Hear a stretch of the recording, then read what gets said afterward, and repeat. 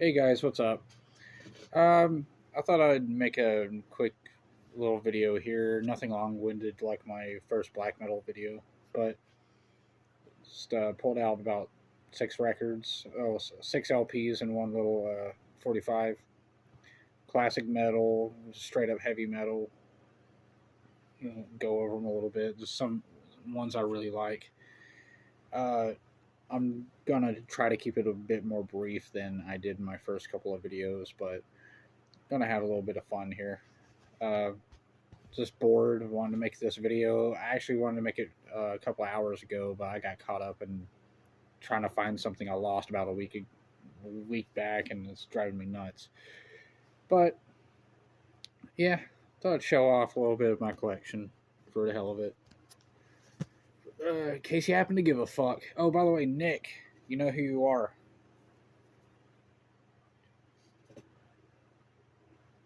Some deep fat fried for you, buddy.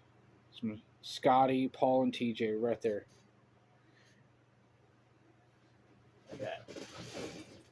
Our Lord and Savior, Senor Tomat. You can see him shining in the sun, shining over his kingdom. Tomat loves you. Alright. Oh, on action. Cool. Alright. First record we got here. It's a Hell's Headbangers by right here. Iron Sword. Overlords of Chaos. You can see that right there. Kind of. This was Hell's Headbangers by, and I bought it years ago. I cannot even remember how far back ago. What year did this come out? 2009? I feel like I bought this probably about 5 or 6 years ago. No, way longer than that. It doesn't matter. But it's badass, just straight up heavy metal. Put out by Shadow Kingdom Records in 2009. They have another album. I can't remember the name of it, but I can't remember. I don't want to fuck it up, but it's also really good. Galloping power metal, heavy metal, like classic Iron Maiden, Judas Priest, melodic guitars, galloping riffs, swords and shields, demons and wizards. It's my kind of shit right here. This is the kind of shit I like to throw on while playing Skyrim or Zelda or whatever. I'm just in a medieval mood. D&D metal, pretty much. Wait. Fuck. Sorry, I'm kind of high right now. You got to be a little patient with me, guys. I'm a little stoned. Double LP. And it's really cool. You got to see see what the vinyl looks like. It's like this green with like a silver splatter in the center. It's really hard to see on this one. And my camera's awful. My phone is a piece of shit. But it's pretty good. I'd compare it to, if you like 3 Inches of Blood, if you like White Wizard, if you know that band, they're pretty good. Like I said, classic style, galloping power metal, heavy metal, like Iron Maiden, Judas Priest, Dio, Halloween, I don't know, Fate's Warning. Oh yeah, I'm going to show you I think the second LP, second record actually looks better. Let's see if I can get that out of here. Yeah, look at that. That splatter. Yeah. It's pretty nice. It's more prominent on this side. Hell's Headbangers, Justin Horville, The Dog, never steer you wrong, but he knows what's real. Let's see, Inside, it's got lyrics, bands, you know, Shadow Kingdom Records, man. Balls out heavy metal.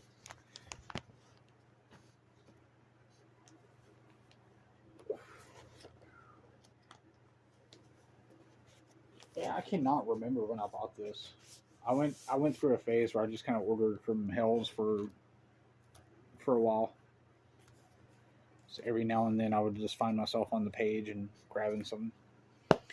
All right, next up we have an interesting one right here. Uh, Not one that it's this doesn't get talked about a lot, but this is a really cool one right here. Ozzy Osbourne, Speak of the Devil, 1982, 83, and yeah, no, 82. I'm a retard. This was recorded months after Randy Rhoads had passed.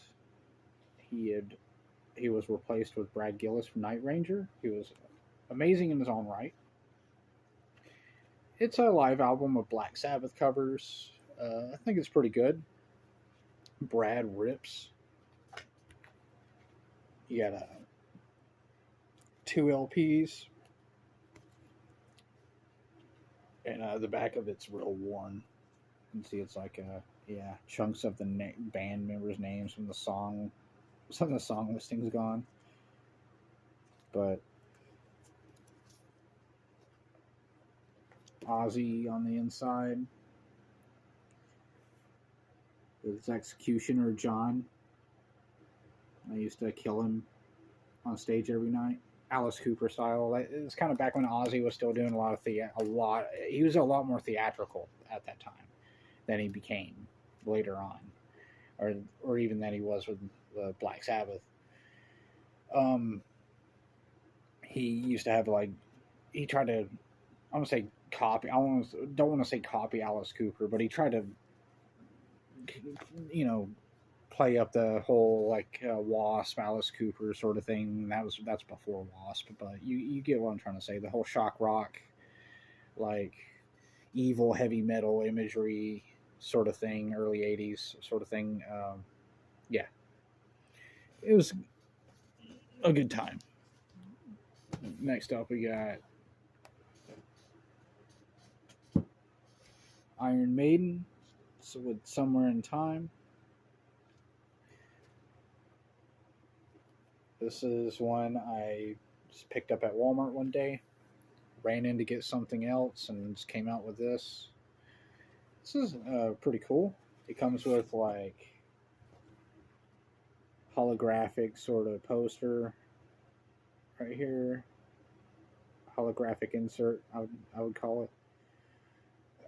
Yeah, and that's pretty damn cool. I'm a massive Iron Maiden fan. They're pretty much my favorite heavy metal band, unless you want to consider Led Zeppelin heavy metal, which I do. I know a lot of people don't nowadays, especially nowadays. But you know, as time's passed, stuff's gotten more extreme. But I mean, yeah, Iron Maiden is essentially my favorite heavy metal band.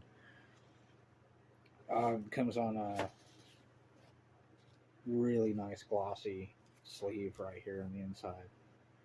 The band right there. That comes on a yellow vinyl.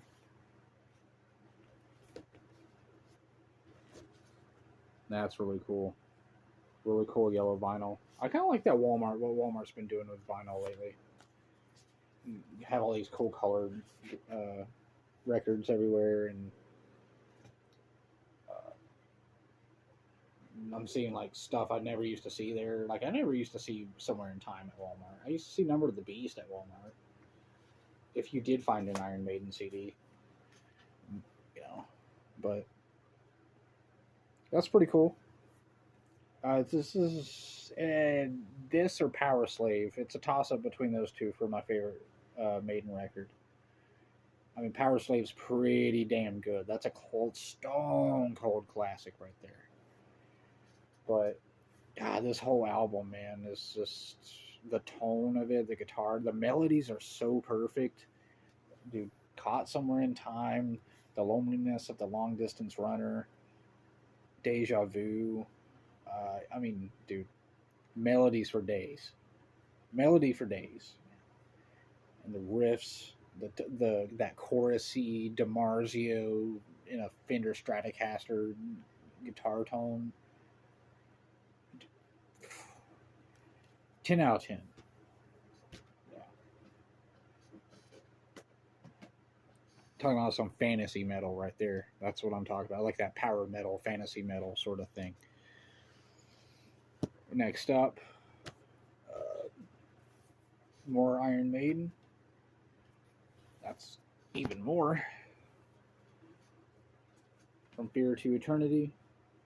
This is a big honking ass 3 LP jacket.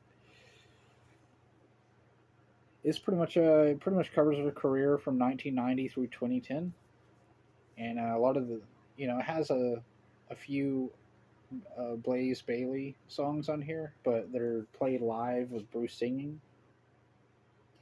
I've had this for a very long time, probably 15 years. Yeah, over 15 years. I've had this over 15 years at this point, and yeah, I got it in 2010, and dude, the artwork is incredible. I mean, it's gonna be a production opening this thing up. The records look amazing. They're picture discs, triple vinyl picture disc. Yeah, let's see if I can turn this around. I'm doing this in such a way that I don't tear it up. Look at that. Isn't that epic? That is artwork right there, dude. Maiden and Dio have had some of the coolest artwork, in my opinion. I'm a huge Dio fan as well. Just to give you an example, I don't know if I'm going to pull out all 3 records because it's kind of a chore, but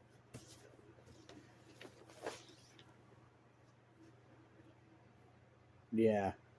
And they sound fine. I know picture discs get a bit of a bad rep because the sound quality of a lot of them. That's mostly like stuff from the 80s though. That's like old before they perfected it. Like Justin Horval over the Dead by Dog channel from Hell's Headbangers. He explained that actually. He had about picture discs sounding just as good as black vinyl or regular vinyl. It's on how well it's pressed.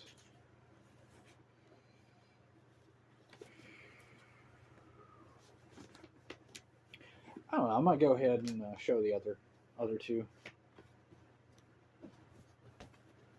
I might as well. I won't be a fucking prude about it.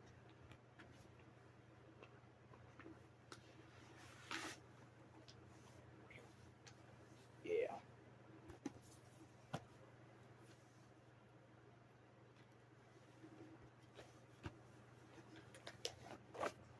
Yeah, it's pretty similar to the other one, except it's red. Got the band on the other side, in front of the Union Jack.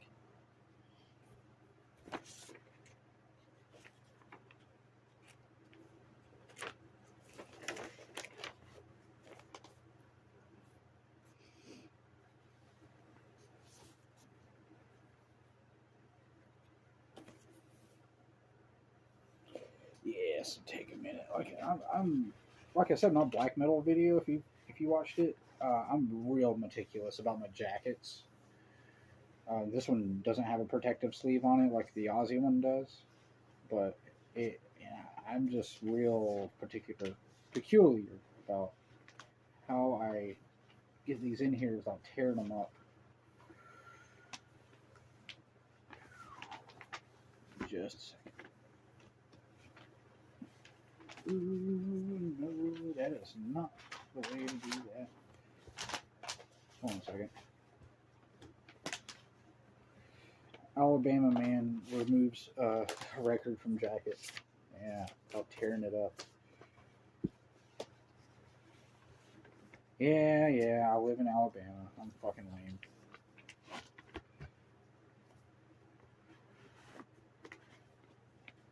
There we go. Oh, I'm real careful with my jackets. I go shaking it around like a baby. Oh, yeah, the third disc. Them on stage. Yeah, look at it. See if you can see that very well in the light. Band on the back. It's the same as the back of the jacket.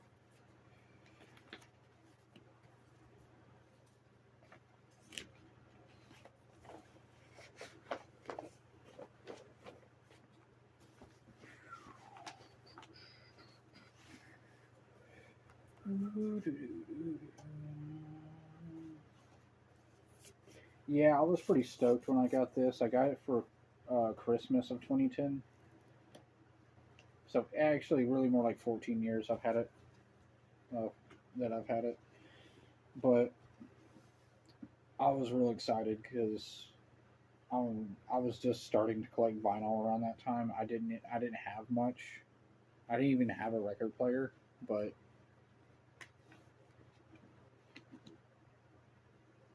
I found this under the tree when I was about 17. Pretty happy about that. All right.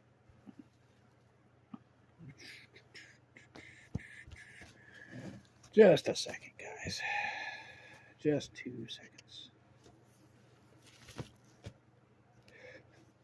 Spent a legendary amount of time on that record. All right. Next up, we got, real quick.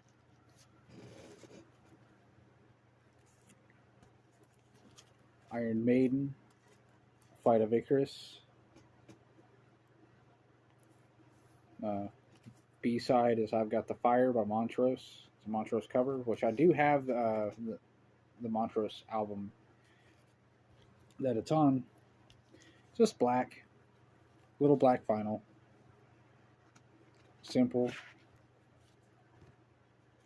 80s style, classic black vinyl. Badass song. Peace of Mind's amazing. I do not have that on vinyl, but it's, yeah.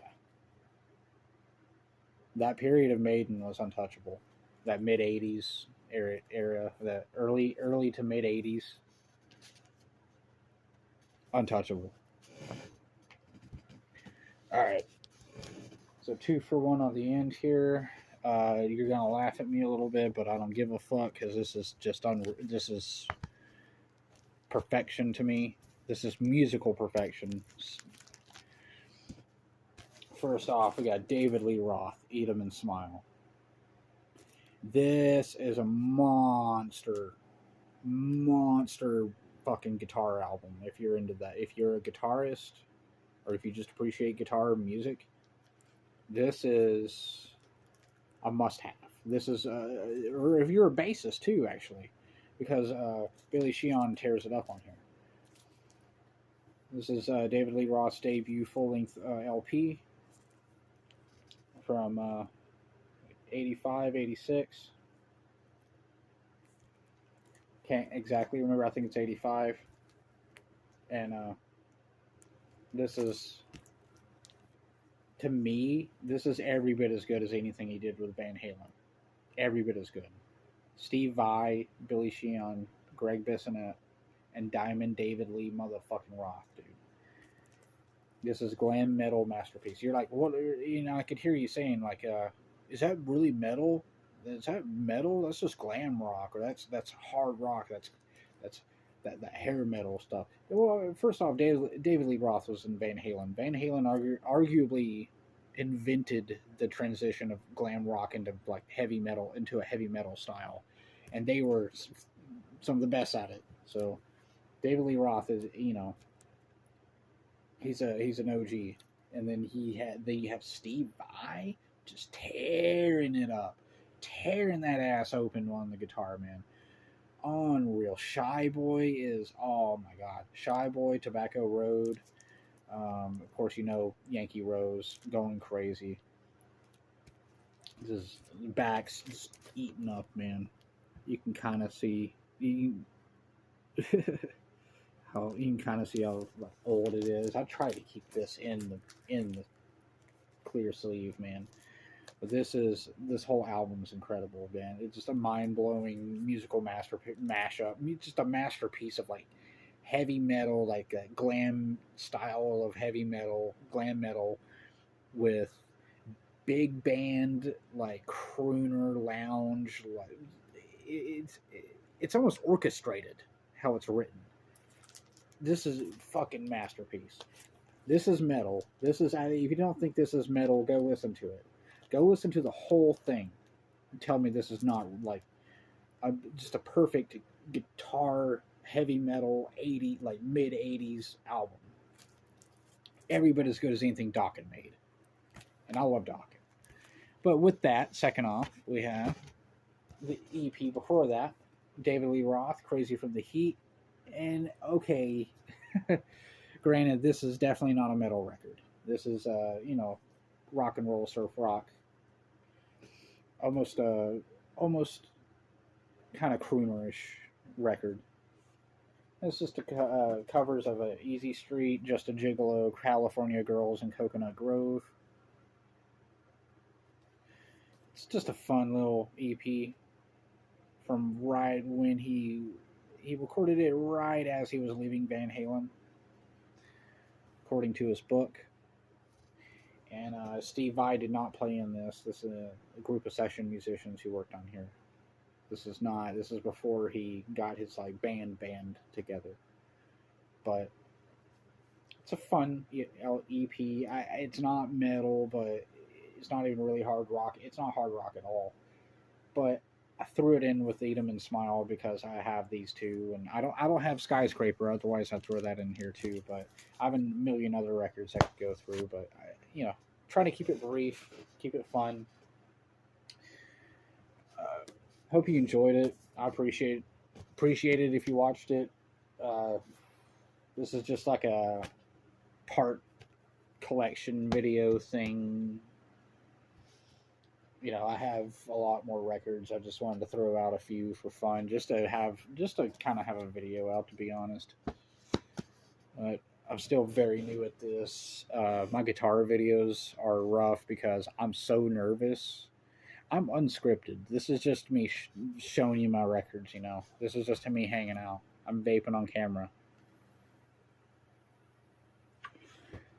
So it's just a free form style of video. I'm not computer savvy. I don't actually even have a computer. I just have my phone.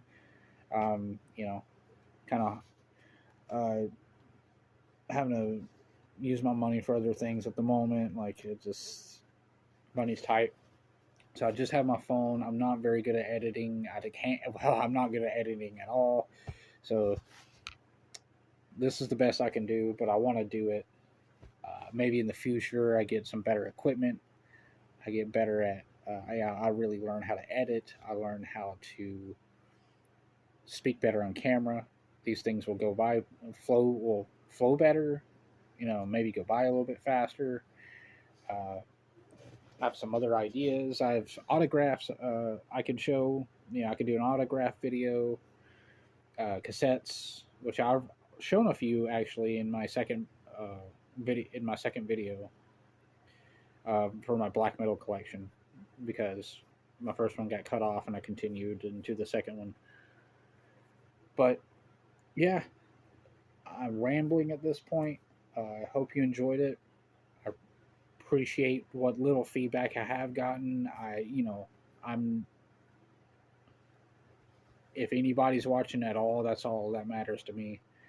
And thank you again, Count Blackroth, for inspiring me to do this. Justin Horval, Amazing Atheist, DFF, Deep Fat Fried, Drunken Peasants, Paul's Ego, everybody out there anybody who's inspired me to make videos, thank you very much. Because I have a hard time talking to people in person. I have a hard time being social.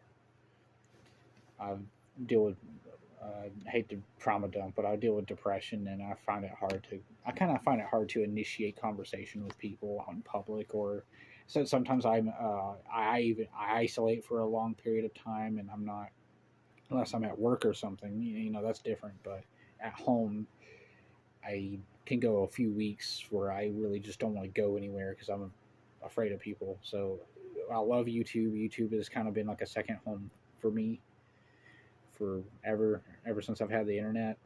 I didn't get the internet till I was 18, and opened up a whole new world for me. One that had been there, it's still something that fascinates me. I know a lot of other people sort of blow it off as just some other thing, and oh, okay, yeah, it's just YouTube. Oh, that's this or this is that. But like, I didn't grow up with a whole lot, and I really am still discovering how to do things. I don't, for lack of a better way to say it, I'm still discovering how to like technology is still a very new thing to me. Like I didn't get a smartphone until 2018, 2019. Yeah, 2018 sounds about right. But yeah, thank you for watching. Stay cool. Keep it fucking metal. Hail Dio.